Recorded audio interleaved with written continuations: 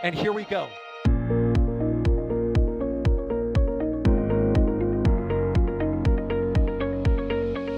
We have liftoff. Propulsion continues to be normal. R68 chamber pressure looks good. Following up. Roger, roll, planet. Water towers fly! Yes! Echo down to nominal. Fighting downside FD off. Bring in FD off. Off. It's orange! 145! Oh my god! Decollage. What is it? Put that in the big bag, you know. 343 unfolds to go. Indeed. We rise together back to the moon and beyond. The methane would be igniting in the flare, correct? Yikes. You dead? Sure. We don't need any more of these.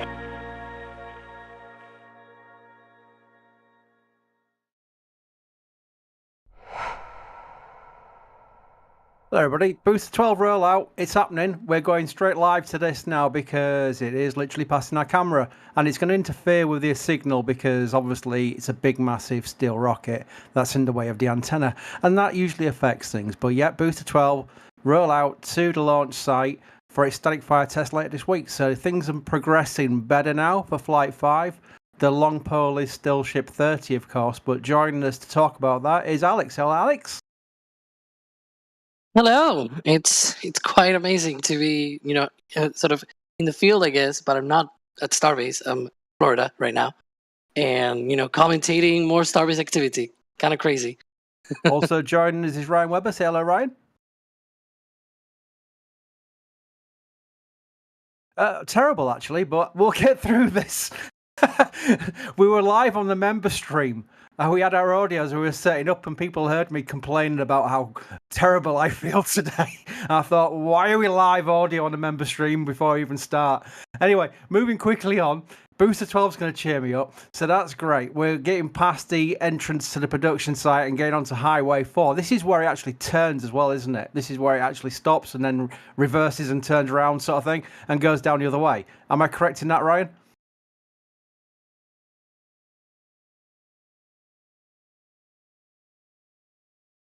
Can anybody hear Ryan? I can hear him, I can hear him. I don't know if chat can hear but him. chat says 0x0 for Ryan. Okay, so we're not. Am I here? Hello? Hi, everyone? Maybe? Yes? No? Oh, wait. No, wait. Ryan is still 0x0. Oh, dearie me. Can Oh, they there hear- he is. 5x5. Maybe? Okay, Now I'm okay, seeing- there we yeah. go. There you go. It happens. SpaceX decided to just roll the booster on us. But anywho. Hi, everyone. So, Ryan, Yeah. welcome to the show. This is where it rolls out slightly, then turns and goes the other way, doesn't it? Because it doesn't go to the right and all the way down to the launch site. It has to go to the right to get onto the road and then goes all the way to the left from the point of view we're just looking at, which we've now swapped views. It looks like they're just going. Yeah, they just turned onto the highway and they're going. So yeah. There we go. Oh, there it is. Yeah, absolutely. Yeah, that's great. Sometimes they do a little 3-point turn, I've noticed, and this time just going straight down there. But yeah, as I was mentioning earlier, we will get some signal interruptions because it is a massive booster, and that's what happens. If you've got any questions, by the way, you can do at NASASpaceflight in chat, and it'll come into our panel. We'll have Ryan and Alex to answer the questions. So that's quite the experts we have here to help us get through this. Because this is exciting. It's Flight 5. This is the booster that they may catch. I think that's the elephant in the room. Let's start with Alex. Alex, do you think they will proceed with this catch for Flight 5, or do you think they'll get cold feet and go for, literally, no pun intended, for a splashdown in the ocean? Well, right now, the main plan at least, seems to be to catch it. We saw the sort of, what's it called? The recap video, right, of Flight 4, and at the end it says next up Flight 5. It's the sort of booster catch thing. But yeah, there's a lot of new stuff that I'm already looking at here on this booster. We were talking on our recent Raptor side, I think it was last week, talking about what else is new in booster 12 and stuff like that. I'm already seeing some stuff that isn't supposed to be where it is there, but it's there. in a different position. It's the FTS box. I just looked it up. It's like right in the middle of the liquid oxygen tank for whatever reason. So that's interesting. But yeah, there's been some changes. It seems like. So that's gonna be interesting how it plays with a catch. How these little changes. They have learned a ton, right? From the past few flights. So it makes sense to change things and improve things along the way.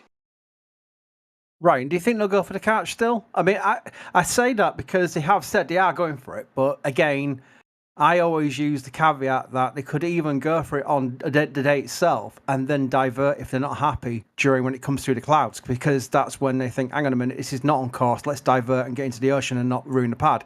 Do you think they'll actually catch it? Let's go for that. Do you think they'll actually catch it? Do you think they'll be confident enough with the experience they've got to get down to the launch site and at least attempt to catch? Yeah, I think they'll try to get close and attempt it. It's going to be really interesting to see if what abort scenarios they have if they don't get there, considering how close how close the booster will actually get before it lights its engines compared to Falcon 9. But I think they'll go for it, assuming they I mean, why not at this point? What else is holding you back? I guess is the real question to them. I really don't think there's anything holding them back for trying. And of course, the big elephant in the room is Elon saying 4 weeks to launch. Now, that places it in August. We do think, it places it actually very early August. I've always thought we're more likely to be mid to late August at the earliest. And of course, Ship 30, which the booster will have just passed and waved at in the high bay, is still going to have its TPS redone. So that's probably the long pole, along with some approval on the paperwork side, not least with the catch attempt. So what launch date do you currently think it'll be? Even though we're not going to overrule Elon, obviously that'd be daft because Elon is literally the boss of SpaceX. He's going to be the one to go to, and I can understand anyone thinking, Elon said 4 weeks, it must be 4 weeks. But realistically, based on our experience, and obviously with Ship 30 still to do a lot of work on Ship 30 to go, when do we think the launch date will be? And chat, you're included in this, so you can also guess the launch date based on your current expectations. But let's start with Alex. I'm thinking late August timeframe.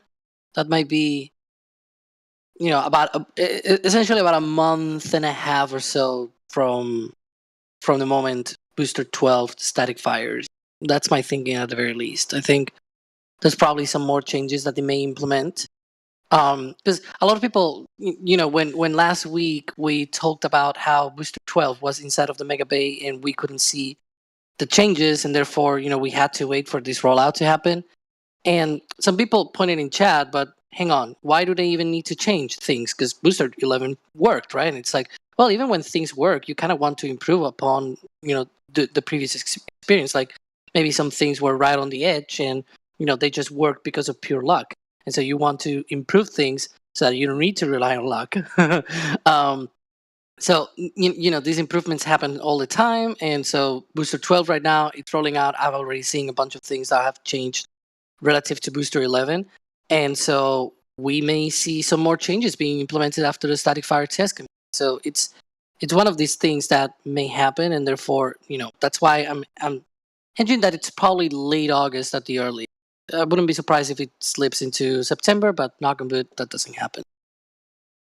Very good. Hey, thanks to Telstar86 for gifting a Red Sea membership. If you get gifted a Red Sea membership in chat, by the way, just say thank you because it's free. It's no obligation. You get it for a month, and that's literally a month of membership content. Not just your name in green. You get membership content. I just put some in this morning. Right now, speaking of Ship 30, there's lots of close-up photographs of Ship 30 in there right now. That'll be in a future video, of course. Everyone gets to see it, but you get to see it real fast. So that's what fast turnaround is about. But also, thanks also to Emma Bentley, who says, received my 3 patches. Thank you so much for the amazing work you do. That's a store thing where I'll do it now. I'm going to try and multitask, which is never fun for me. There we go, store. Our patches, they sell out. And people have been emailing me saying, when are you going to get more Flight 3 and more Flight 4 patches in? We can't. It's literally how it works. We get a bulk order and we try and get as many in as possible that works, so we don't get too many. Otherwise, that'd be silly because we make a massive loss on it. But once they've gone, they've gone. So that's again the lesson for Flight 5 is when the Flight 5 patch comes out, which I've seen and it's amazing. I won't leak anything more. When it comes out, we'll get a certain amount in. We'll try and cater for the demand we've based on before. But once it sells out, it's sold out. We can't then go back to the company that makes them and say, "Can we order some more, please?" Because we've got like 100 people want one. Because you have to bulk buy them, otherwise it doesn't work. So that's why we always say we're not using it as a sales tactic. If you see the patch come out, get it while you can, because once it's sold out, we can't get it back in again. So that's where Emma's got 3 of them. So Emma's done very well there to get 3 of them, because I know 2 have definitely sold out. Right, okay, moving quickly on to other questions. Space Wolf asks, will any UK Euro NSFs be covering the Ariane 6 launch? We don't live stream launches, we don't have cameras there because we find it a bit weak just to put our face over someone else's webcast. So we won't have anyone there for it, but we are looking long term at French Guiana for the potential of maybe doing some live streams with our cameras there. That's where we'll do a live stream on NSF with it. So that's where we'll be watching the Ariane. Hopefully the Arianespace webcast won't be terrible.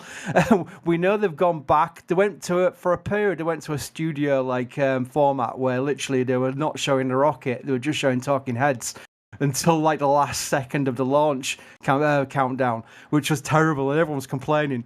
And then they went back to where they show from the fishbowl, they call it, which is their MCC, and they started showing the rocket more. Hopefully they don't revert back to some talk show for Ariane 6. So it'll be interesting to see what they do. But yeah, Arianespace are live streaming it, so we'll just watch on there. Simon S asks, how badly would an exploding booster damage the tower? Okay, Alex, how bad would an exploding booster be for the tower? Well, depends when, right? If it is on the pad before liftoff and fully fueled, that would be a very bad day for that tower, right? But if it was during the landing burn, it is true that it carries some interesting amounts of propellant after the landing. But methane is this sort of fuel where it produces a lot of flames, and you think that's a big, really great explosion and damaging and whatnot, but most of the time it's just visuals and less damage.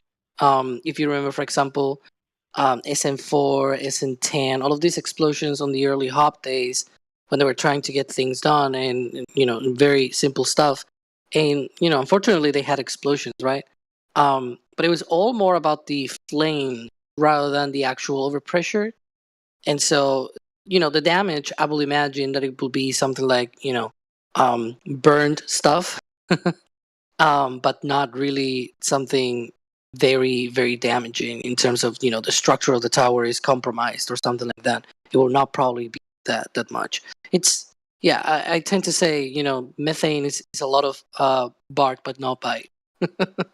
Right, I know you've got thoughts on this. I know we've had this on Raptor sites before, haven't we, where people have been asking about how bad things could potentially be for the booster being missed by the catch and then smashing into the orbital launch mount and then going boom.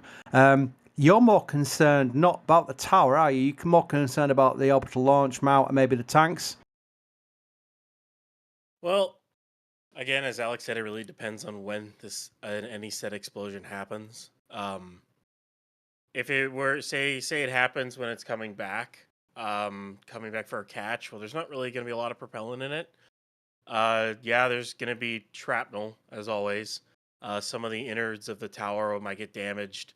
They might damage some of the tanks here and there, or at least dent them. But it may not be as bad in that case. But a fully fueled booster blowing up on the pad, that's... I mean, I can't really quantify the damage because it's really hard to know exactly how much of the fuel would actually vaporize and ignite. It's a hard calculation to make because it depends on how that explosion actually happens and where it starts. It's hard to tell. Very good. Okay, so Simon S also asks, do you expect any chopstick tests with booster 12 at the orbital launch mount? I don't think they're going to slap it.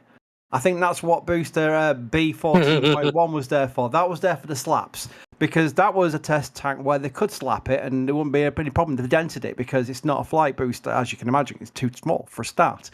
So Booster 12, will they do chopstick tests? Obviously not slap tests, but will they do some kind of tests? Maybe slow motion, maybe kind of like just to get the refinements in, Alex? I really have no idea. For all we know, we could see Booster 12 just coming here to the OLM just for a quick static fire test, just like they did with Booster 11, where it was, from rollout to rollback, it was 5 days back in April. So it could be just a quick thing, right? And then they roll it back to the production site, and maybe if they need any more testing, they roll out 14.1 again. I think there's a non-zero chance that they may want to have more testing with 14.1 because I really haven't seen any testing maybe with the other chopstick, or maybe they don't need it at all. Who knows for that catch? So we'll see. We'll see what happens. It's a really interesting question for sure. We'll keep an eye on it. Right, and apparently you need to turn up your gain a little bit if possible, because some people are saying you're a bit quiet. That is definitely not you, is it, Ryan? You're not quiet. Give me a But if minute you can here. turn your mic up a little bit, just hit that knob and just move it to the right. You know what the fun thing is, boys and girls, is that I seem to have like my settings just set in stone. I'm very careful when I pick up my mic stand because I daren't touch the knobs because I just know they're right. So it's one of those challenging things. But yeah, but while you're fiddling with your knobs, which sounds terrible, Ryan, maybe there. How about that? Oh, I tell you what, you sound better in my ear. I don't know why my computer keeps so I go into the basic settings of my mic, and it keeps resetting it to 61% when I want it at 90. I don't know why it keeps doing it back. It stayed fine for a while, and now I have to keep changing it. It's a little frustrating. But anyways, I'll figure it out. Anywho, on the question in hand, no slap tests. I think we've worked that out. They're not going to start slapping Booster 12. That would probably be very bad for Flight 5's preparations. But what kind of tests could they do? We've seen the tests they've done on B14.1, but what additional tests could they do with a real flight booster relating to the catch? I don't think they'll do anything. I think all the testing they wanted to do is done. I mean, there's a chance that they could still roll Booster 14.1 back out and maybe try the slap and the landing rail thing all in one motion, because that's the one thing they didn't do. That's a possibility. I wouldn't put it past them to do it after Booster 12 rolls back. So, yeah, I don't think they're going to do anything with Booster 12. There's a reason why they made a test tank to do it. It's so they wouldn't damage a flight booster. So, very good. Where's Booster 12's hat? Where's the hot staging ring, Alex? Yeah, this is one of the things that we talked about, right, on that Raptor site last week, where we were, maybe they don't really put the hot staging ring because, they don't need it for a static fire test. Mm-hmm. So obviously it will need to go back and get installed. And I think I'm seeing the pistons for the separation of the hot staging ring. That's what it looks so like. That's interesting. Yeah, it seems like Booster 12 already has those installed. So those two sticks that are on the left and right hand side at the top, you can see those. We believe that's part of like a pusher mechanism sort of thing, to separate the hot staging ring. That was not on the boosters when they were originally designed. Remember, the whole separation system was going to be, just flipping the full stack and letting the stages separate. Now they have hot staging, but the hot staging ring needs to be separated, so they have this sort of piston-looking things. It kind of looks like pushers that they have there, and sort of separates away the hot staging ring after boost back burn has finished. So that's interesting. No hot staging ring, but at least the separation mechanism. Yeah, I thought they might put one of those white caps on, kind of like they did with Booster 13 to Massey's, but there's also that chance. There's also the possibility that Booster 12 really isn't out at the OLM that long. I mean, you remember with Booster 11, they rolled it out, static fired it, and rolled it back in 5 days. And we could see this thing roll back by the end of the weekend, and then go right back into the Mega Bay 2 until Ship 30 is ready, which, as we know, is going to be a bit. Still got a ways to go. If you watched the SBU this last week, you'll know the composition of that heat shield has changed a lot now, and it's kind of cool. Because you can talk about that even a little bit, is SpaceX now has a secondary and a primary heat shield on ship in a lot of locations. So, like, even if the tiles fall off, they have a backup secondary ablative heat shield. So it's kind of a cool addition, and I'm really curious to see how that changes over the course of up to version 2. And I think Ship 31 is also going to get that new upgrade, which... Man, that's still going to take a while. So, Yeah, it'll definitely be interesting because I believe 31. So with this vacation, I've been in and out, and so I haven't been able to catch up much. But I did see that 31 sort of went to the Mega Bay 2, and then it went back to like the Rocket Garden, right? So it's quite weird why they did that. They tried to hook it up to the 2-point lifter, and then it looks like they aborted it. And then they rolled it, and it looks like it's sitting where that old, if we all remember where that old engine install stand outside was. It looks like that's where it's parked right now, and I don't know why it is. I mean, I would think SpaceX would want to get the engines and the heat and the engine shielding on quickly so they can at least get the static fire out of the way over at Massey's. And then, of course, start working on the heat shield and getting that ship ready, because right now, other than Ship 30, that's the only ship they have left. And that kind of leads into a question here from Evil Genius that'll put up, is that, like, he's talking about, do you think that if the catch is successful, they'll scrap the remainder of Block 1 ships or go it? Well, the only 2 Block 1 ships that are left are Ship 31 and Ship 32. As we can tell right now, it's, based off that FCC filing, it looks like Ship 32 is not going to fly, which just leaves 31. Part of me would think that SpaceX wants to get that ship and its booster ready and fly it, and then go full tilt into ship version 2 and getting the Pad B up and running. But they don't seem to be in much of a hurry. I don't know, though. I mean, they also don't have any hurry, right? Because it's like we haven't really seen any ship version 2 being stacked, and once it starts stacking, it may take not a long time to be completed in terms of the structure itself.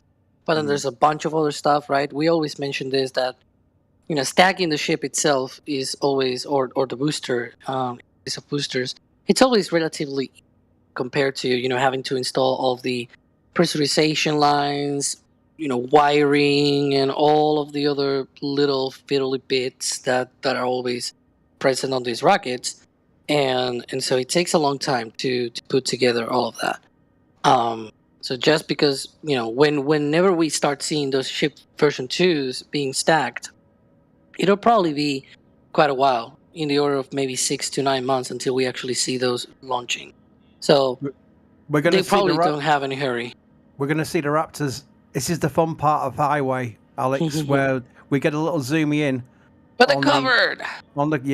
I know, but it's just cool to see. I do like this stand. This new stand's newish stand now. It's really cool. It's going to also get the SPMT noises as we pass this microphone on our Highway site. But just before that, you can hear it. It's Raptor booties. It's kind of funny so SpaceX got a bunch of new counterweights in, and they're now painted white and black, and they have SpaceX on them. SpaceX now bought their own counterweights. It's kind of funny. Oh, don't you dare pan up. We can do the pan up later. Let's go. Look at Get back down. Get that camera back down, operator. Oh my god. We're getting Raptor. Did you just say pan up? Did you really just say pan up? There's camera thing. Hey, guess who's back, everyone? That's Jack, ladies and gentlemen. telling me off because I used the wrong word. It's tilt up and down, it's pan left and right. I don't know what the diagonals is, but whatever. This is the Raptor booties. This is my highlight. I was like, don't move the camera. I want the Raptor booties. Here we go. Oh, I do like that noise. SPMT's got brrr. I never know if you can hear me over the SPMTs actually. So I've been on cars, so you yeah, Jack, you're just a robot, you Jack, may or may not so see me also on the road. Oh, we might see Robot Jack on the road. Stalking Jack, is that what we're doing? I heard road. Yeah, I heard road. I think he's stalking it. Now, well, once it passes, I want to answer a question. Jack, you know the deal, right? You got to take lots of pictures of Booster 12. Yes, please. We like pictures. Oh, I am. Alex, you said there's some differences. What should I focus on taking pictures of, difference-wise? Well, there was one thing that really, it was like, why is it there? Which is the flight termination system box. It's now sort of like at the height of where the chines end, sort of in the middle of the liquid oxygen tank. Alex. Now we can tilt up, by the way. So tilt up. There's now you can see it on this side. There are now 2 FTS boxes on booster. Yeah, there it is. You can see it there. You have that one there. You're going up too much. And then the other one. Okay. Up there. There's 3 backseat drivers. I don't know who's operating this camera, but they're probably thinking, right there. One at a time, please. Go down. Go down. There we go. You see the box? There you go. There we are. We have an FTS box on the liquid oxygen tank now. I don't know why. I don't know what could have prompted SpaceX to add this, considering they know what they have works now. So like, of course, you see the one up there. This is the one that we know, which is just above the common dome. Am I still a robot? Odd. No. Yeah, I mean, it just seems like more refinement of the FTS system, right? They changed it after Flight 1, they changed it after Flight 2, they changed it after Flight 3, so it's probably just further refinement. More boom, more better, in some cases. I think it's Gage who's doing the steering here, doing a fantastic job. This is really not easy, by the way. I've used this camera before. I've never been able to sort of like actually get that close to the booster while it's moving at the same time. Remember, it is rolling, so that is fantastic work, Gage. Also means FTS install is going to take a little bit longer because now they got to do like 4 charges now, 4 or 5 charges. Yeah, 4 charges, I think. You know, one thing that I do wonder, because back in the day when they moved with the old FTS, right, and they put the new one, we thought, oh, that's an additional one. And then we figured out, oh, well, it's actually not an additional one. It just completely replaces it. So I wonder,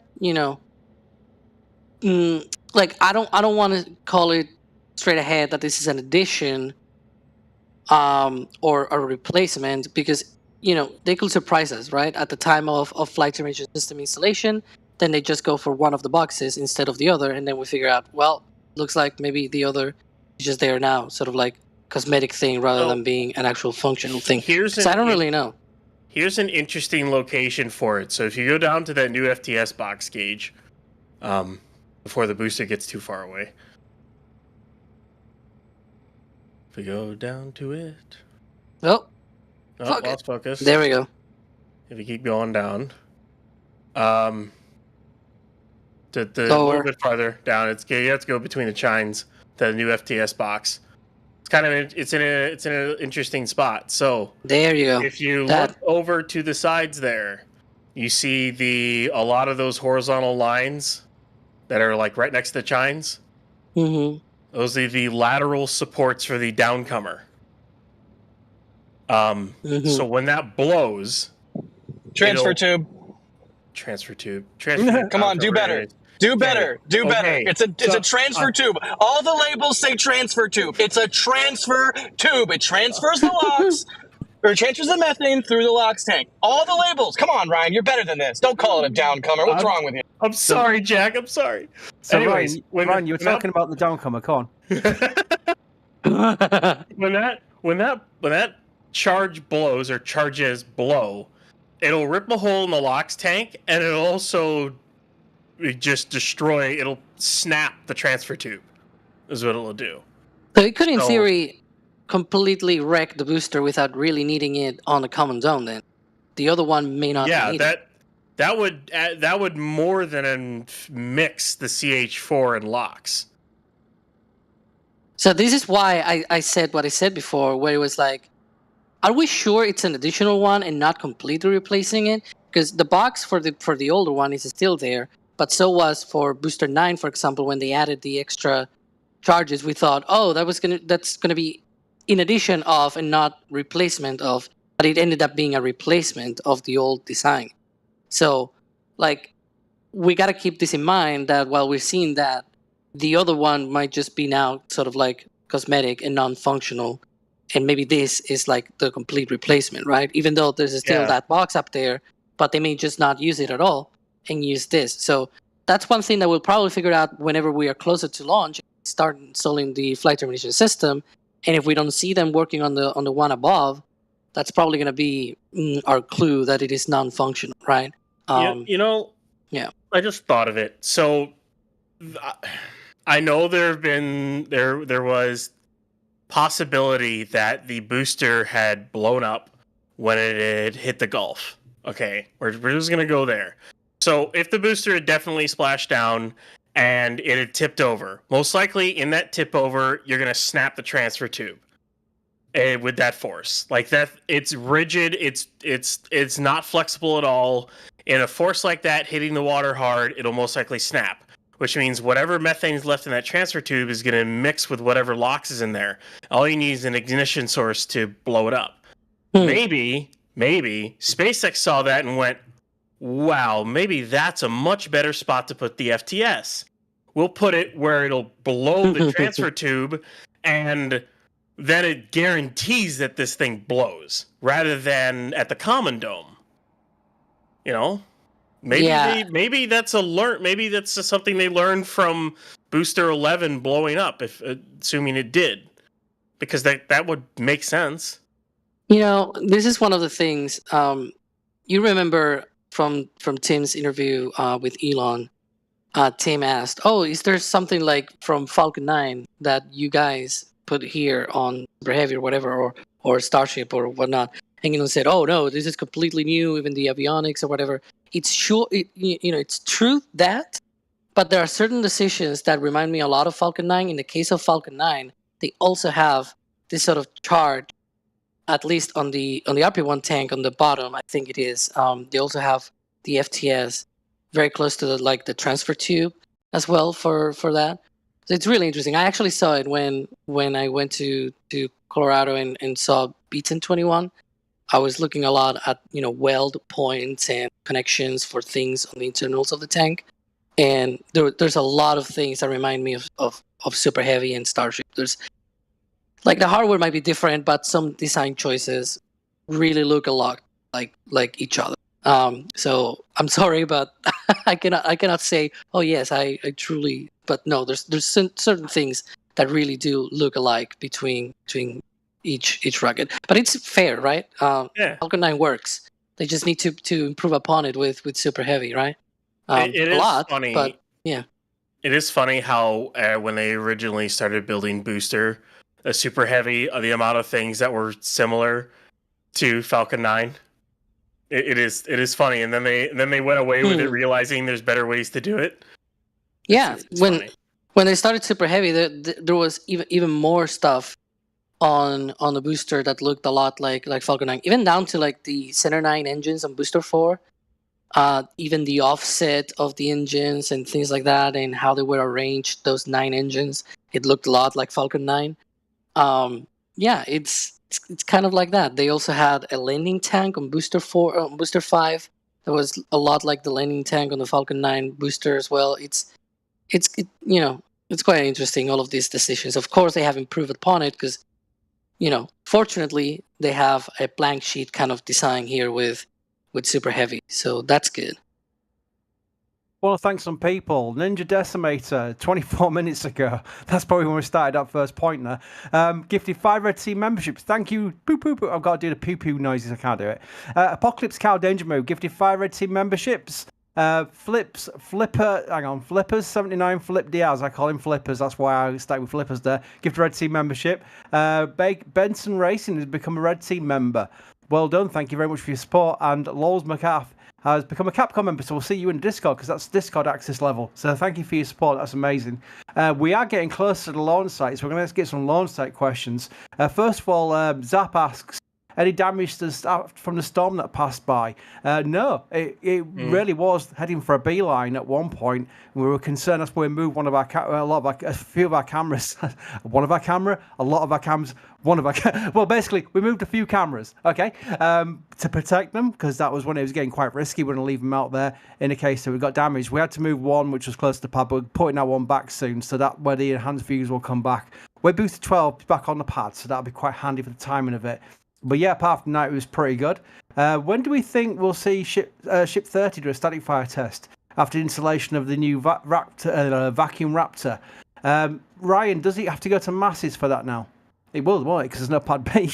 Yeah, it'll have to go to Massey's for engine testing, and my guess is they'll just do a spin prime like they did with Ship 28. There is also the chance they do a static fire just to see how the new heat shield holds up. There's that possibility. I wouldn't put it past SpaceX to do it. But the other part of that is do they want to risk damaging the heat shield? But then again, that new stand, well, it's not like you're shooting against concrete right below the engine section. You're firing engines against a water-cooled steel flame diverter into a trench. And there's a decent distance between the engines and that trench. So there's a solid chance that they may actually static fire it because the vibrations will be a lot less. So Absolutely, Cooper. So Alex, do you have some thoughts? Yeah, well, I was thinking when they tested that stand and all of the equipment there, they tested it with 26, which doesn't have any heat shield on it. So I guess the best way to figure out if it damaged the shield is to actually put a vehicle out there with a heat shield on, right? And maybe you can do probably 1 and 2 here, where you're like, okay, we test the ship, the engines, and we also see if the new test stand damages the heat shield tiles, but also at the same time, you can see how the tiles react to the static fire test, things like that. Because it's a completely new heat shield, right? And all the materials and everything. Like, it could be a sort of a win-win situation where, a lot of tiles drop, or, we see that they may even be able to put sensors or whatever. Like, you can do a lot of things in that case, right? Where they may be able to even get more data on that heat shield before it actually flies.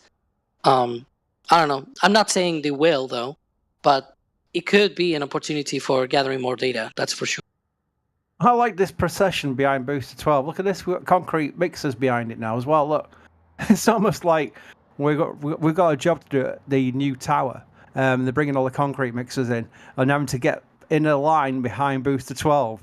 It's kind of funny that, because normally it's tankers we see in this procession, but now we're seeing concrete mixers. That's not. You see any Land Rovers there? You see any bluish sort of really cool looking, like a vintage sort of 300,000 mile having Land Rover? The loudest car of that bunch, it's probably Jax's car. Yeah. Did we get a look at it when it passed? Maybe we have to go back on highway and just have a look, because that would have been a better view to spot Jack. I think chat will forgive us for concentrating on the booster. I wonder if we can spot it in. Hang on, here we've got an enhanced view here. Is it that one? How many concrete mixers are in front of you, Jack? Well, there's one in front and 2 behind. That looks to be Jack. That's Jack. Witness. Yeah. Witness. Witness me. Jack is waving. Yeah, we have you live on the internet, Jack. If you put your arm out of the window and wave, That might be quite hilarious. Watch. He's doing that. Hang on. Now my truck is gonna break down. Oh, no. It's gonna break down live on air. Watch. Yes, there he is. He's waving. That's amazing. I just realised I was looking for the right window to come down, but of course it's an American car. It's on the left-hand side, so that's even better. There we go. Yep, Jack. That was quite hilarious. Wave Chris, live on air. Chris, I drove several hundred kilometers, I think over 1,000 kilometers on the left side when I was in New Zealand. And it was actually fine. I didn't expect it to be so fine, but it was. I didn't really mind it being on the wrong side. But the blinkers and the wipers, the indicators and the wipers are reversed. And so I got used to that while in New Zealand. And now I'm reversing it here. And like I'll want to turn on my lights and I'll turn on my wipers. It's a whole thing. So thanks for that. Did you make sure you were fully topped up with blinker fluid before you? I have plenty of indicator fluid. Yeah, excellent, thank you. Excellent. Nice. Very good. Yes, it's very important. Otherwise, your indicators don't work. That's how it works. Yeah. A little flashback to the mega driving stream from. Where it was New Mexico, wasn't it? New Mexico to Texas, and that was fun. I mean, American roads fascinate me, so it was kind of really cool just going through like San Antonio and places like that. It was really nice. We have to do that again at some point because that was a fun stream. Right, Yes. moving back on to questions of the subject in hand, which is Booster 12 and the potential of Booster 12's catch. Cooper Foster asks, do you think SpaceX will install water sprinklers or some sort of sound suppression system on the chopsticks for the catch? I'm going to say no, but Alex, what do you think? I don't think so. Maybe if with whatever lessons they learn from the catch, maybe they do some modifications. But I don't think really they will need any sound suppression system on the chopsticks for the catch. Because if you think about it, the chopsticks already see a lot worse during the launch, right? Yeah. In terms of the sound, if you saw, for example, you can even see on that on our footage, but on the SpaceX footage, they have this sort of flap cam from Starship, and you could see at the liftoff, there's like this pressure wave going out in every direction. You could see it through the ocean, through the water there. It was like super, it was ripping apart the air essentially, and so. That's at liftoff, and the chopsticks see that force and experience that force. I don't really think, in terms of sound suppression or even heating, from the engines, it will be needed at all for the chopsticks. We'll see. Maybe the OLM or whatever. I don't think it will need it either, but we'll see. Yeah, I was trying to digest that question, but of course I can see the relevance of it because when we've seen the animations of, again, they're basically very much envisioning, not actually what it might actually be like. But when it's coming back down, that engine is firing and it probably will hit the top of the chopsticks. I can understand where the question came from, but I think any installation of stuff like that would have been done by now. They'd have to test it by now as well. So it's kind of like something that you won't see done at the last minute. I did see a few people in chat over this stream asking where's Mary, because Mary's not done any. You see people like Sean and what have you in the member sections because we're putting their photographs in. Mary's on vacation right now in the north. She'll be back in time for the launch. So Mary will be back after her vacation. She goes back up north, and she's been sending me horse pics, so that's been quite a bonus as well because she's got relatives who've got horses, and I do love horses. Horse facts in chat. Anyway, Bideford, a regular as always. Has gifted 5 Red Team memberships. Again, I always say this, if you got a membership, you're probably wondering where that come from. My name's in green. I've got access to the membership area of the NSF's YouTube channel. How's that happen? It's because people like Bideford has gifted you a membership for free, and it's worked out where it allocates it to people who may be quite regulars here but are not yet members, and it puts them in a queue. And when someone like Bideford does five gifted red members, start again, my mouth's gone.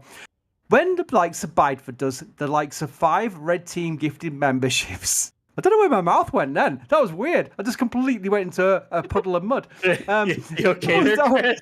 No, that was quite scary. Anyway, when the likes of Bideford gives memberships, they're allocated to people in chat, and that's where you get your membership from. There we go. Got there in the end. Wow, that's scary. Right, Wilbur Package. It's in the super chat. Thank you, Wilbur. Higher late work. So you're at work, Wilbur. Thank you. Here's a couple of Bob. That's what we say over here. A couple of Bob. Back later, going to watch some opening of Parliament. Oh, that's crazy, right? Yes, we don't do politics here, but there's a lot of traditions in our government where it's like hundreds and hundreds of years old of tradition. And there's a lady called Black Rod who goes around banging on doors and things like that. So that's been happening today. Anyway, Artie Horseman's gifted 5 Red Team memberships. Amazing. And they're all coming in now. Alan has gifted 5 Red Team memberships. We don't expect this. It's not like we don't do these streams thinking, well, we'll do a stream, we'll get some gifted memberships, we'll get some super chats. We don't do it. We do that because it's an event and we're a channel and we'd like to cover things. We can turn the microphones on and cover it and give you answer questions, and we try and do it as regular as possible. That's why we do Raptor sides. That's why we do streams like Shuttle Sunday on Sunday. They're not going to be big streams. They're going to be like a few hundred people live, maybe 10,000 viewers on the recording. If we were doing that because we thought, well, everything we do, we've got to make money on, we wouldn't do Shuttle Sundays. We do it because we want to do it, because we think it's part of our channel, because we think it's something enjoyable. We think it's something that you'll enjoy as well. That's why we do it. And if we happen to have a stream that does like 300,000, amazing, great, that's awesome. But we don't do it for a number game. We do it because we think, well, we can do it and we want to do it and we think you'll enjoy it. That's why we do these streams. So when you support us, that's a bonus. And I really genuinely mean that. And I can say that as someone who started the site back in 2005 and the channel that started like 5 years ago, we didn't do it for a number game. We did it because we think this is something we can do, something people enjoy, and while it pays the bills, we can do it. And that's what we do. So it literally is that. Hey, Chris. Yeah. So I've been traveling, obviously. Yes. But I haven't been on Shuttle Sunday for a hot minute. Are you and Sawyer going to let me back for the next Shuttle Sunday? Am I allowed back or am I shunned? Well, yeah, I'm going to put no, you're not shunned. You're welcome back on it. I'm going to do the chat bot. Come on, hang on 1 second. I have to look away from my microphone when I'm doing it. So when I talk and look away from the microphone, it goes weird. There's a shot. Right. So there's a playlist. We're up to STS-41D now, which was Discovery's maiden flight. So we did lots of baby pictures Discovery. It was a 1 hour show. It was over 1 hour, in fact, just on that mission, because we did all the baby pictures at Palmdale. We did the ferry flight to KSC. We did the launch preparations. We did what was quite dramatic because it was a static fire. Remember, when the shuttle was new, they did what was the equivalent of a shuttle static fire test, which is kind of relevant to what we're doing right now because Booster 12 is going out for a static fire test. And that's where they basically just lit the SSMEs and didn't light the boosters, obviously, because you didn't want to light the boosters during a static fire test, so they'll end up like that China one. And basically, that is where they do a flight readiness firing. And then they had a very dramatic abort on the second launch attempt of STS-41D, where it was so dramatic, one of the controllers, after the abort was called, goes, brake, brake, brake, brake, engine 1 is not shut down. And it was shut down because it never fired up, but the orbiter got confused, thinking because it was a shutdown, they didn't get the shutdown command for an engine didn't fire up. So that was very dramatic. So go back and watch Shuttle Sunday for STS-41D and you'll get all that, all the audio and videos and lots of pictures. I really enjoy doing Shuttle Sundays. So yeah, and Jack will be back on the next one. Absolutely. Right. More questions. BQD23 asks, that's a great name because that's Booster Quick Disconnect. Does SpaceX do a static fire test, relight test? Aha, so we're back on static fires again still. For example, if they did a test on static fire stand so they can test the relight of the engines and booster landing. Right, they do those tests at McGregor. That's when we've seen on a tripod stand. Sometimes you'll see a Raptor fire up, shut down, and then a few seconds later it'll fire back up again. And that is where they do the relight test. They don't do that at Starbase. I think is that for good reason, Ryan? They basically don't. They haven't got the capability to do that on the actual launch stand itself. They have to do single Raptors on the tripod stand. I mean, there's nothing stopping them from doing a relight on the OLM. I mean, especially if they, like for the inner engines, there's nothing stopping them. As long as they fill the COPVs or just use ground helium, they can spin start them and start them up. There's no reason why they can't. There's just no real reason for them to do it. I mean, why test it on the ground when you're going to be testing it in flight anyways? And as we've seen, they relight for the boost back burn. That went great last time. They even relit and did the landing burn. Yeah, they had one that had an issue, but I mean, overall, they've done a pretty good job on the relights. So there really isn't any reason for them to test it on the ground anymore. At least not on vehicle. On a test stand, it's a little bit different because you can push the engine to a little bit different situations, different pressures, that kind of stuff. But when you're on a vehicle, you're not using test stand parameters. You're using the parameters that are in the flight computer. So, yeah. Very good. Yeah. Alex, I was just gonna say one thing, which is, for a long time, there's always been, even all the way back to like Starhopper era, there's always been questions about whether they're going to be doing a relight test. And by relight test, we mean here, the static fire the booster or the ship, and then they relight again the engines shortly after. And by shortly after, it's like within maybe seconds or minutes afterward. As you were mentioning, they only do that at McGregor with individual engines on the test stand there, and we haven't really seen that on a test vehicle like this on the pad.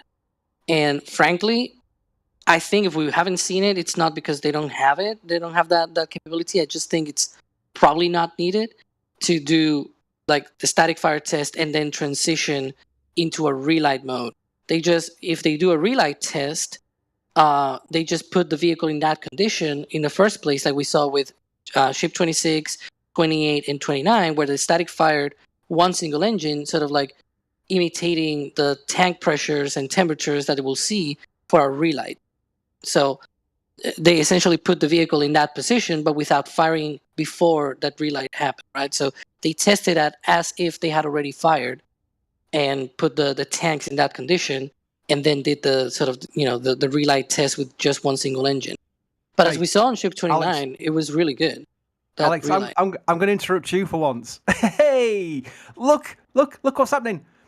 Booster 12 on the second tower. By. Yeah. Yeah. It's about time. Yeah, tower sections.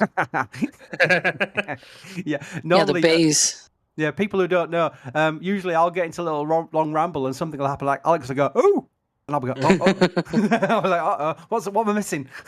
But yeah, that's the first tower section. So the base is to the left. No, module. I don't care. It's a tower section. I like module, section. whatever. It's labeled. I'm sorry, but it was labeled a module. Hey, if we're gonna have the argument like Jack and labels, it is labeled a module. I don't care. I'm with Alex. Tower I'm with section. Alex. I like section. I'm with Alex. And then, it's a segment. It's a segment or a section. And then, so we're going and this SpaceX on this one. Is that what we're doing? Hang on, because I also have another thing, which is each tower section also has level. So you see where there's like horizontal beams on each tower section.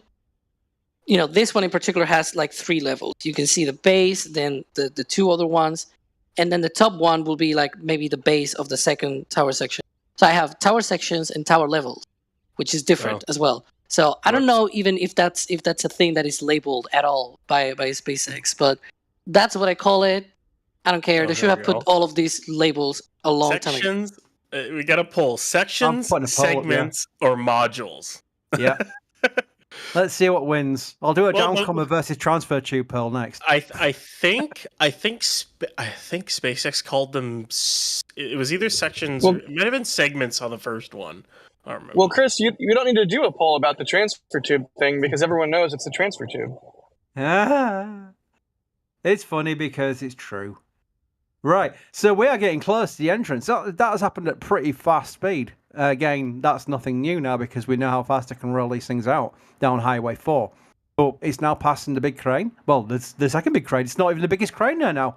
It's been dwarfed by the one with the crazy name. But yes, it's going to pass Hopper now. Hopper is the pad leader. Hopper, look, it's actually slowing down for Hopper. That's amazing. Hopper will approve entrance into the launch site because Hopper is the OG. Hopper is the thing that should never move from the launch site ever under any circumstances because Hopper deserves to live there forever. It's crazy to look at imagery of the suborbital side now, which really is no longer the suborbital side. It's just the pad B side. It's crazy to look at that now because over the years, it's changed so much.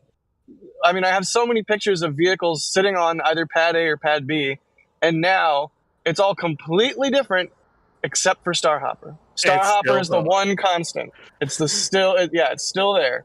Good old Hopper. The one constant that we can hold on to while SpaceX keeps changing everything.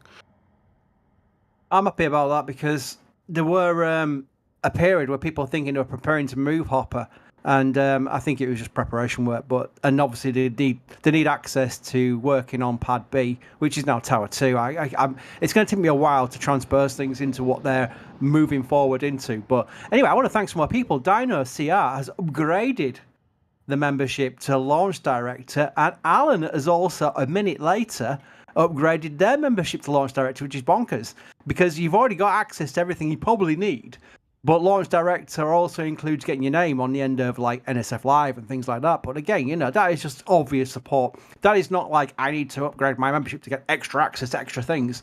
That is literally proper support, because that is people just, you know, upgrading their membership, which is bonkers to me. I'm going to put the names into the ticket to make sure they're recognized in text form as well. And Dino CR is back with a super chat asking, do the Chopsticks have the ability to sense incoming booster ships during its approach and adjust accordingly? It's been amazing 43 months as a member. Dominic, that's crazy. Well, thank you, Dino CR, for your long-term support. The question in hand, though, how did the Chopstick... They don't. Yeah. So basically, the sticks, even let's say even if they actually did communicate with the booster, okay, there would need to be a antenna on the booster and an antenna on the tower itself that hooked directly into the control system for the sticks. Now, here's the other problem with that is, all right, you need to make sure your inertial reference system on the booster is insanely accurate, which it already needs to be in order to hit a pinpoint spot in order to actually get caught.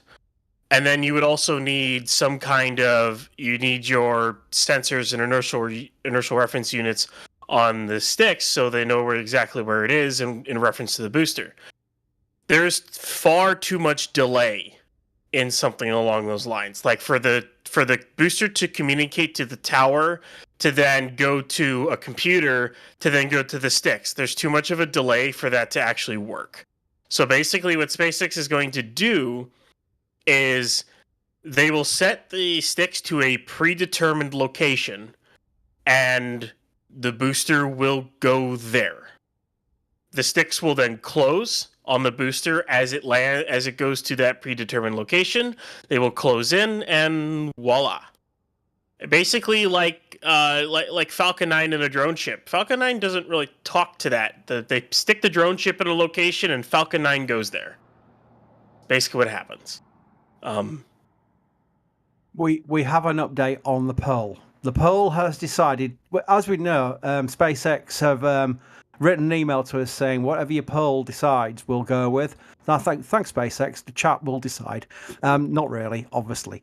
But the poll has ended with Tower 2 assembly involves sections got 46%, segments got 27%, and modules got 26%.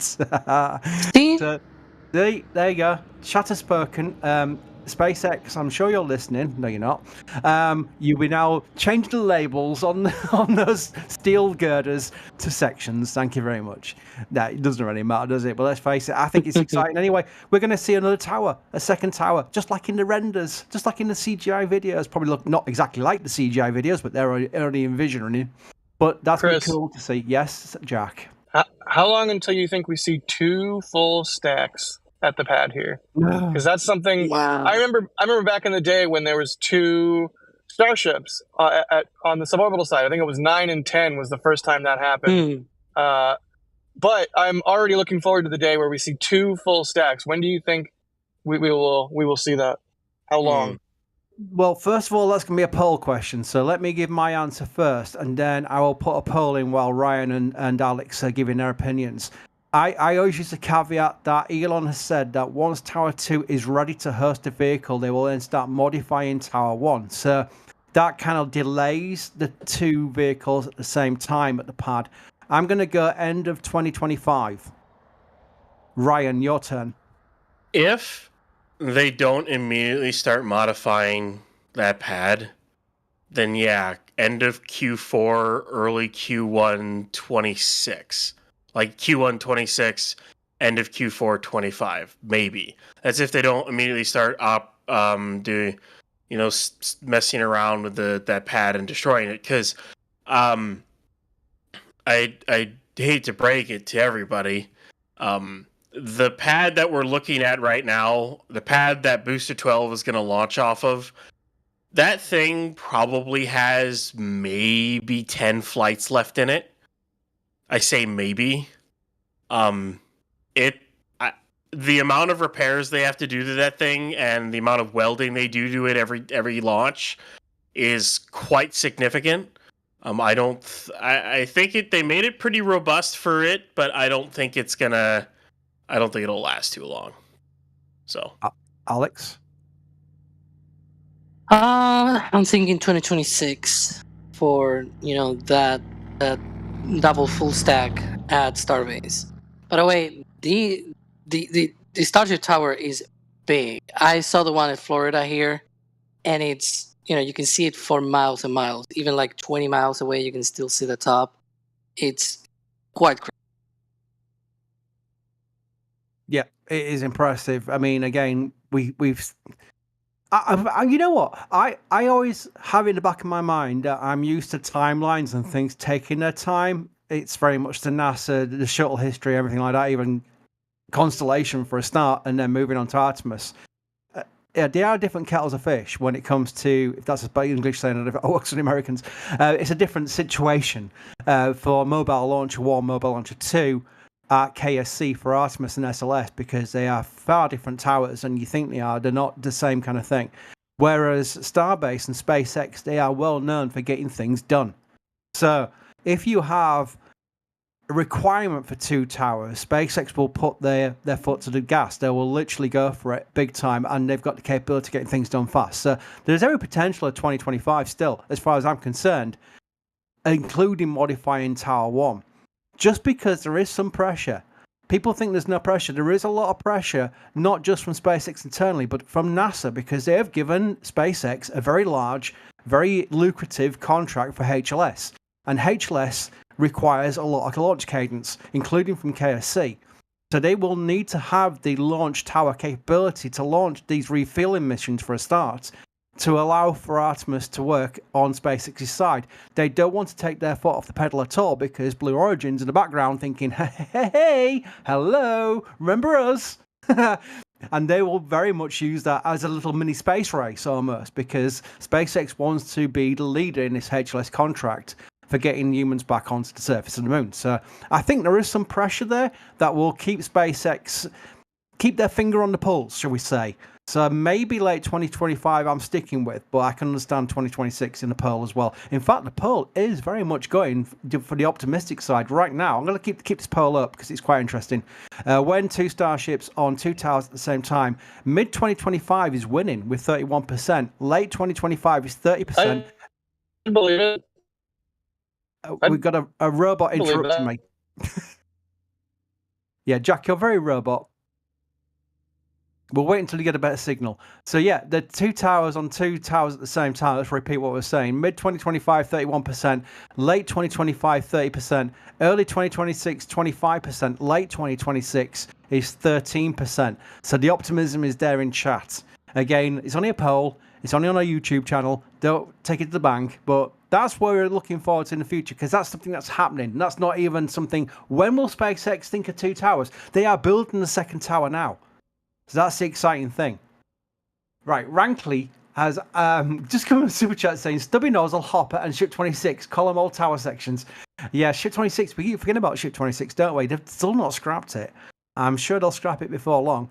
Russell Toy has become a Capcom member. So Russell, we'll see you in the Discord as well. Our member Discord is awesome. It really is. I spend far too much time in there.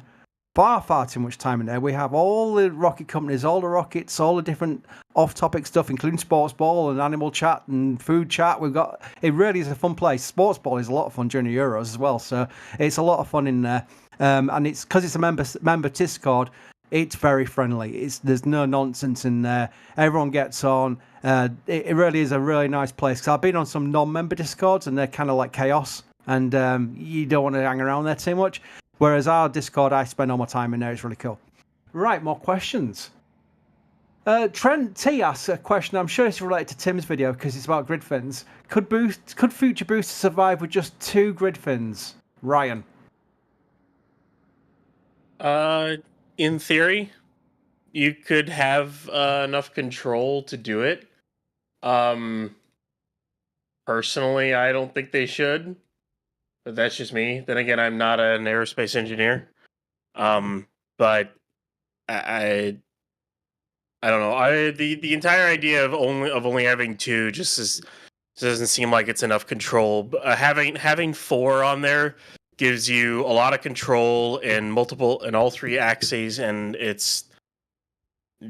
I don't think they should ever do it. I think they just stay with 4. I know they want to do mass reduction, but could you also please at least keep the rocket stack looking decent?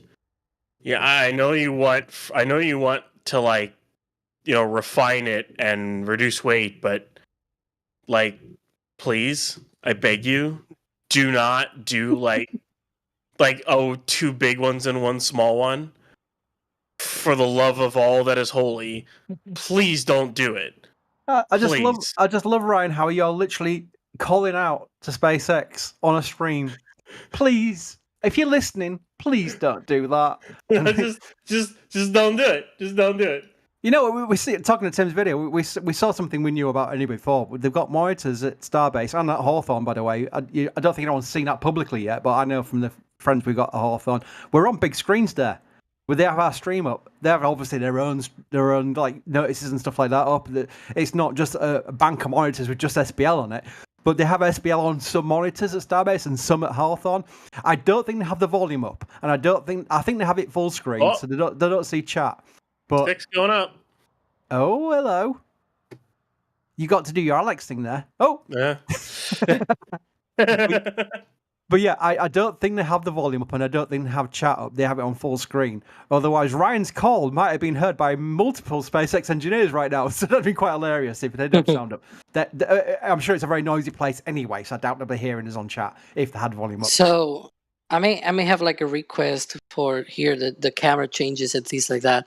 Yeah. Has the quick disconnect arm moved away? Because for those chopsticks to go to the height of the booster, it kind of needs to move away. So, or at the very least for a lift, it obviously needs to move away, because when you lift the booster, it sort of goes up. It is not. So then we'll probably have to wait a little bit then for a lift. But they are they are going up. They're trying to get it ready. Yeah. I know old Uto Games actually makes a good point. This is not Starbase Live. This is a dedicated live stream, so they wouldn't have heard us anyway if we had the volume up. So yeah, Starbase Live is the one they have on monitors. So we're not talking on that. We're talking on a dedicated live stream. So that's a good point. Ryan's call has been met by deaf ears, unfortunately. It's fallen on deaf ears because they don't have this stream on. They have the Starbase Live stream up, which is the multi-screens and what have you. It's worth a try. It's worth a try, yeah. You never know. There might be some SpaceXer in here just passing it on and saying, yeah, maybe not. SpaceX Sammy, how different do you think the orbital launch map will be? You guys are awesome. Well, thank you for your support, and thank you for saying that. So, yeah, we are looking at the changes because we know that the orbital launch map, as we see it here on the left-hand side, is not their future plan.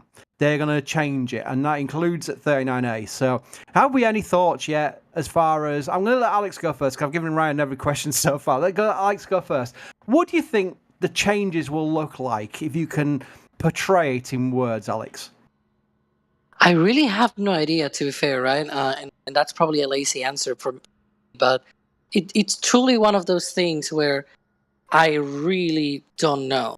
It's, there might be things that could be improved. For example, the booster quick disconnect portion, it gets a lot of the top deck in general of that launch ring gets very, very, very burned with the 33 Raptor engines, sometimes 32. But yeah, so maybe they'll install some kind of either Rainbird system, which I doubt, but you never know, right? With the SpaceX, or they may install, just have the whatever deck of any launch mount that they install, the way that it might be. We don't even know if it's going to be circular, if it's going to be like a square. We don't know even the shape, right? First, but whatever it is, you could in theory imagine that it could be also water cooled, just like the flame that they're going to be installing, just like the plate that they have here, where you circulate some of that water through, and maybe some of it even escapes, right? And so you have cooling not just inside but also outside, so that it survives those forces. We've seen, at least for 39A, for example, new documentation, the environmental impact statement that they are being doing, and one of the things that they said is that it's going to be a 1 million gallon water suppression system, whatever, water suppression, water deluge, whatever.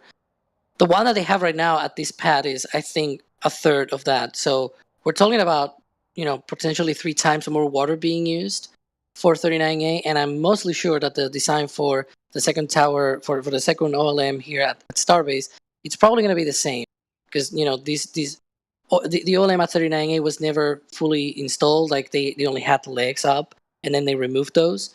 And I'm mostly sure that they're working right now on trying to get that to the same specs and design of the new tower and new well, not the tower, I mean the OLM at the new OLM at Starbase. So we'll see. But that'll be very interesting. Again, it might be a lazy answer for me to say I really have no idea, but it is truly something that we don't really know, other than it's going to have a flame trench, sure, but we don't even know how that flame trench will be.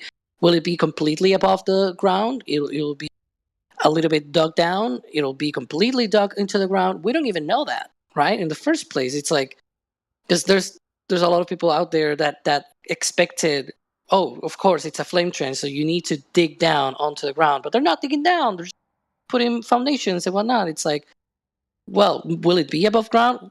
And then it's like, well, but with foundations, you can still dig after those are completed, but maybe not all the way down. Like, it just depends. It's like this sort of thing as well, where it's like, sure, it'll have a flame trench. We don't even know how it'll look like or how it'll be. We don't even know if it's going to be in one like the direction booster or is multiple stopped. directions. Yeah, it's there right next to the tank farm. And just as you said that, I think it's moving again. Or it might be the heat distortion. No, it's moving very slowly. It's moving. Yeah, it's Yeah, moving. I can see it. It was letting the arms go up and open up a little bit. Ryan, have you got any thoughts about they're going to change this? What it's going to look like after they've changed the mount system? I can tell you, it's going to look nothing like what we're looking at right now. Yeah. There's been a lot of speculation on what kind of flame trench or diverter system they might have. I'm thinking at least a 2 or 3 way one, something along those lines. In what directions, I don't know. It's one of those things we're just gonna have to wait and see. As SpaceX is constantly drilling pilings and pilings and pilings over around the tower area, kind of around where a supposed OLM pile cap would be. So we're just gonna have to watch and wait for them to drill what might be the legs, or maybe it's not legs. Maybe it's just a bunch of large pilings for walls for a trench system or something. It's gonna be one of those things we have to watch and wait, and of course wait to see for parts to show up, because I don't know. Am I a robot still? No, you're good. No, you're good. If you want to know more about piles, shout out to Practical Engineering. Grady over there has an amazing channel, and he just put out a video on piles, like all about different types of piles. And Ryan, you just said pile cap, and I was like, oh, I know what that is. I just watched that video. But really, really fascinating stuff. Like just looking at how the infrastructure here is coming together for the second pad. I've learned a lot about some basic construction stuff, cranes, a lot of little things just by watching Starbase for the last 5 years now. At this rate, like you see something, you go, oh, how is that done? You go look it up. What is that crane? You go look it up. How is that crane put together? What is the configuration? That kind of stuff, and you learn a lot just by watching it and stuff, and it's always a lot of fun. Oh no, the booster disappeared. Oh no, It it's cloaked. gone. It It's cloaked. vanished. It's Oh got a no. cloaking device. By the way, KV Gilly has become a Capcom member. It was 9 minutes ago, KV, right? So how it works, because I saw you were saying you got access to Discord. The way it works is between YouTube and Discord, it's completely automated. So it's nothing like wait for me to press a button or anything like that.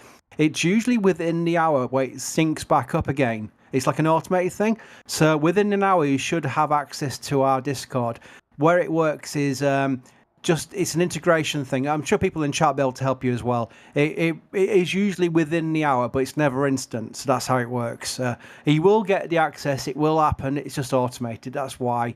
In fact, Eric Fraser says in your Discord settings, connect your YouTube account. So that's one thing you can also check as well. Make sure that they're both talking to each other.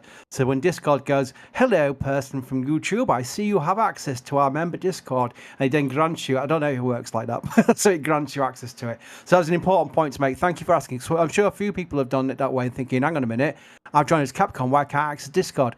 It's automated, but it takes within an hour, and make sure you connected accounts. Super duper.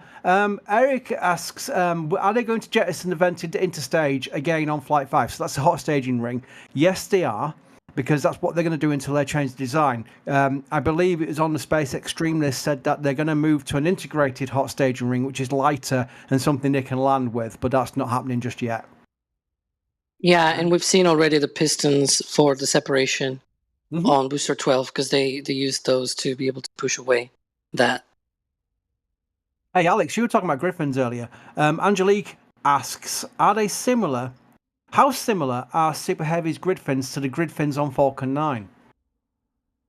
That's a really great question. You know, in a lot of senses, there's four, and it's a grid fin. Of course, it's a grid. But other than that, like the shape of the grid, for example, the size of the grid fin itself relative to the booster, it's much smaller on Super Heavy. I will say, because when you go to Falcon 9 and you compare like the size of the grid fin to the booster, and then you do the same for Super Heavy, the Super Heavy grid fins are smaller, at least from what we've seen.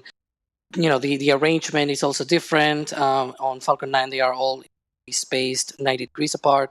Here, it's like 120 on one side, 60 on the other, and things like that.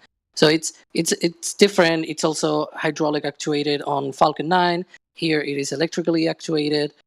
Other than that, it's just grid fins, right? But the shape, the size, all of that, and how it is actuated is completely different. Cool. Firework, I've just seen in chat, are you covering the Arianespace flight today? No, we always base our coverage of having cameras and people at the launch site because it makes it more unique. Otherwise, we're just talking over a live stream from someone else, and it's just that it's not us. So what we're going to do is there's a clean feed and there's a commentary feed I've just found out. So my trepidation about a couch surfer chat show, which Arianespace they're not immune from doing, it's not going to be a problem. We'll just link the dedicated stream so you can actually watch just rocket views from Arianespace. But we could easily talk over that clean feed, but we'd rather have cameras with our own views. That's why we do a dedicated stream. Otherwise, it's just pointless if you don't go there and do it, because otherwise you're just talking over someone else's stream. Yeah, but I have two things to say. The first one is we're still covering it via our news site, and we're going to cover as well on Twitch. I'm mostly sure we're going to talk about it on the Flame Trench on Friday as well, because it's one of the big launches of the week and everything.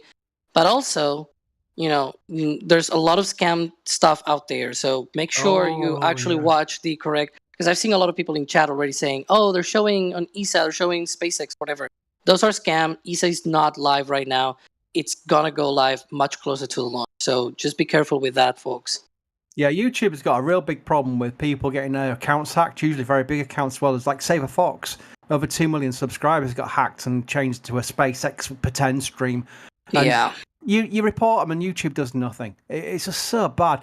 I mean, sometimes YouTube will take a stream down really fast, but often they'll think, I'm sure they're thinking, well, this scam view's got loads of views, we'll keep it going because we get some money out of that as well. It's so bad. It really is bad. Yeah, one way to avoid, I was going to say, it's a bit of a promotion, I guess, but one way to avoid all of that is on the next Spaceflight website and app, we always list multiple feeds from like the official, our own stream, and things like that. So if you use that, you'll be able to find a direct link to a non-scam official live stream right there. So, make sure to check that out. It's always very useful. Yep, absolutely. Also, I lost my train of thought there. It was about you, Alex. There it is. It was Matt Hicks asking, because you're in the States right now still, Alex, aren't you? You actually saw your Falcon 9 launch last night. He's asking, have you been to Starbase yet? I haven't. I don't plan on going for this trip. It'll be next trip. I'll probably go for Flight 5. I really want to go to Starbase for Flight 5, and I already have some early planning on what else I may be doing while I'm there. But we'll see. Cool. As SpaceX Curveman Street Kids, that's an awesome name by the way.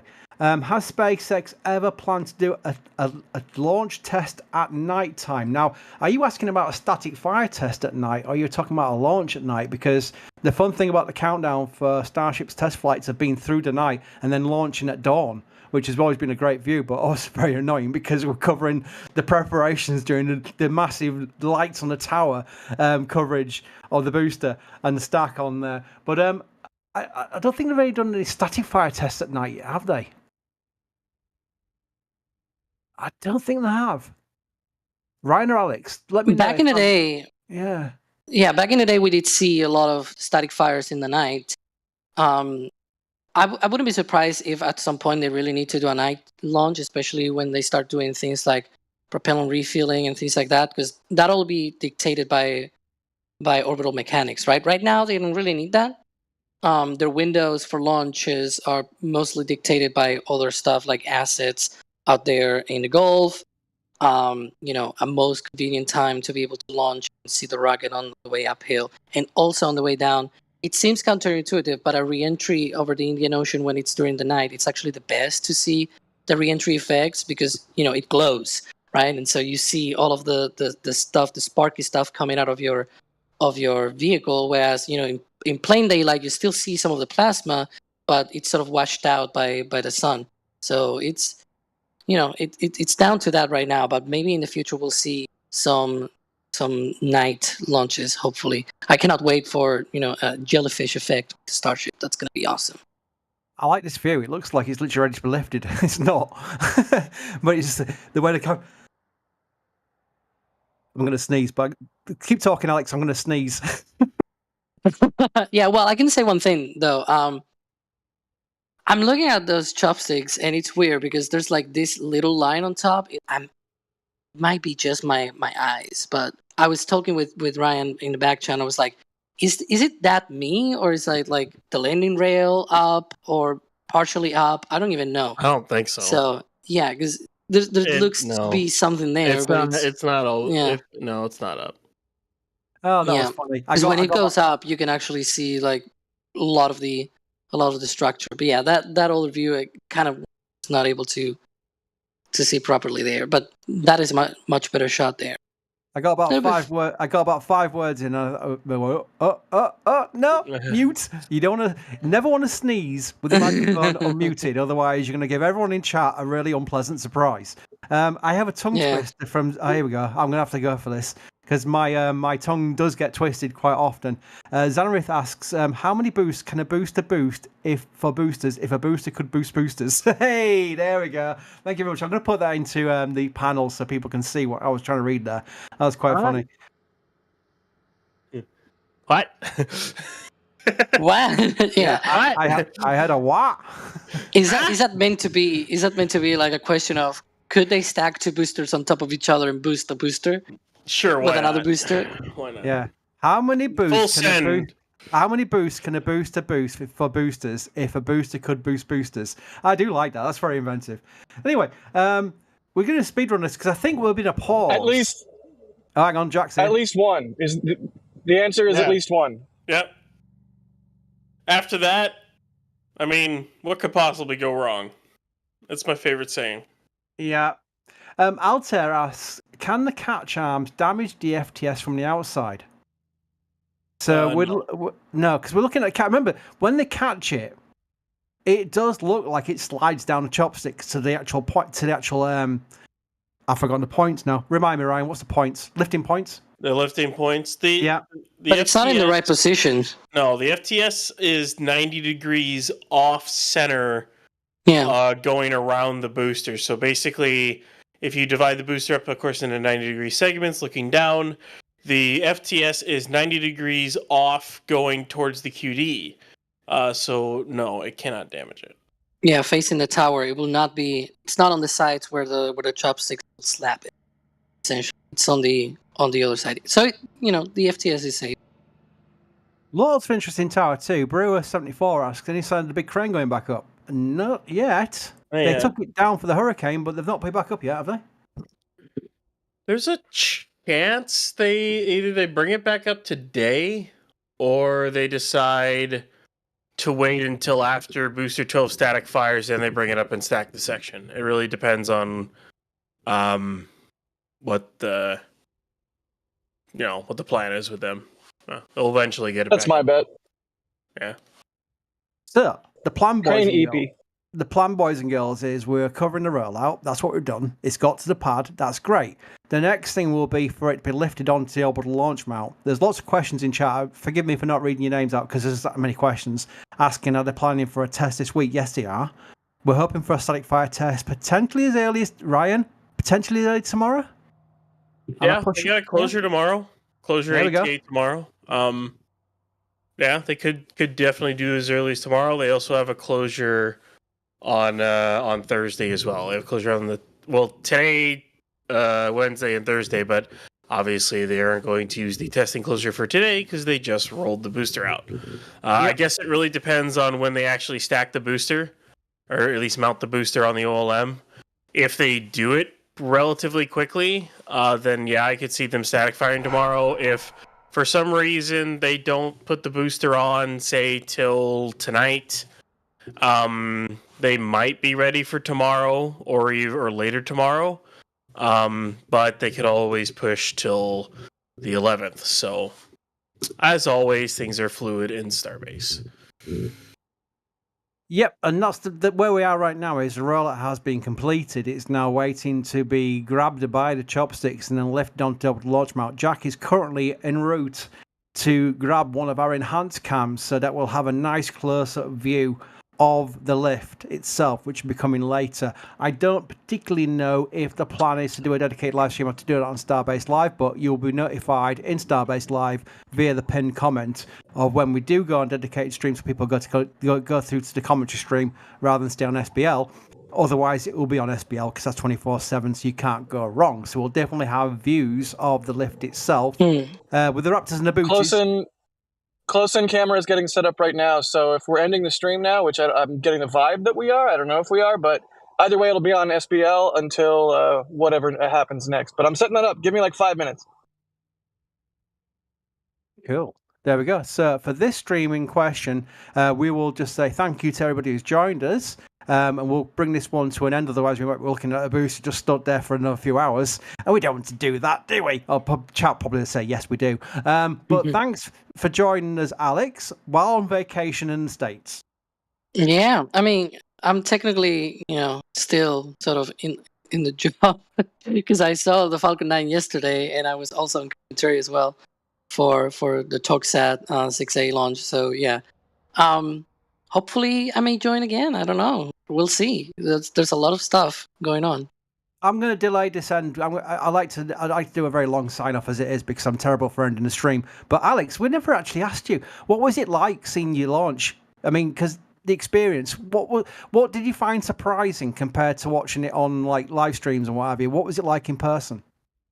It was nice. Like, I kind of talked about this yesterday on the TalkSat stream, but it was like,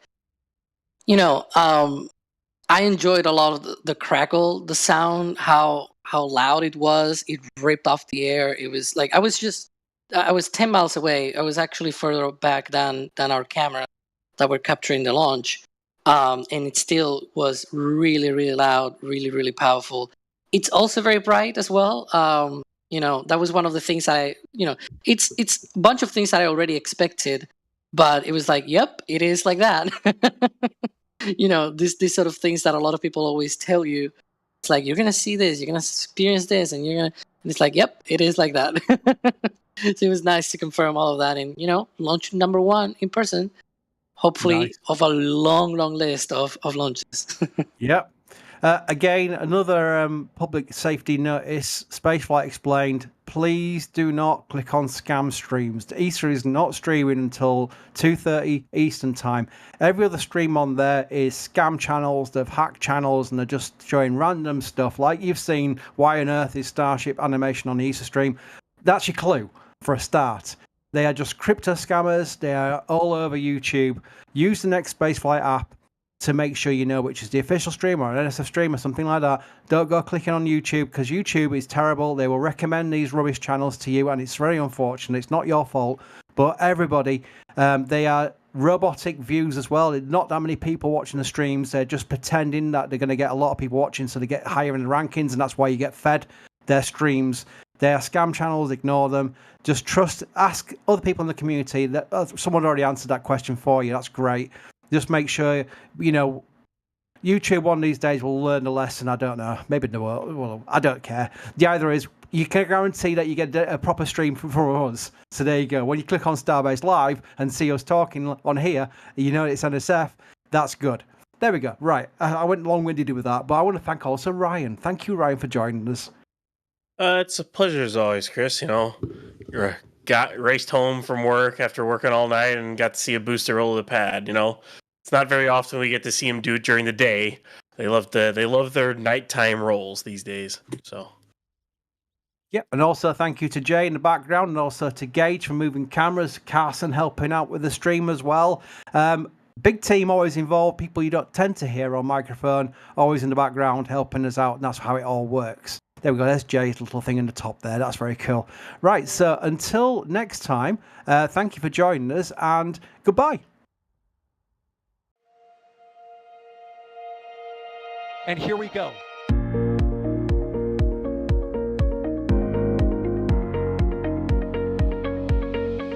We have liftoff. Propulsion continues to be normal. R68 chamber pressure looks good. Traveling up.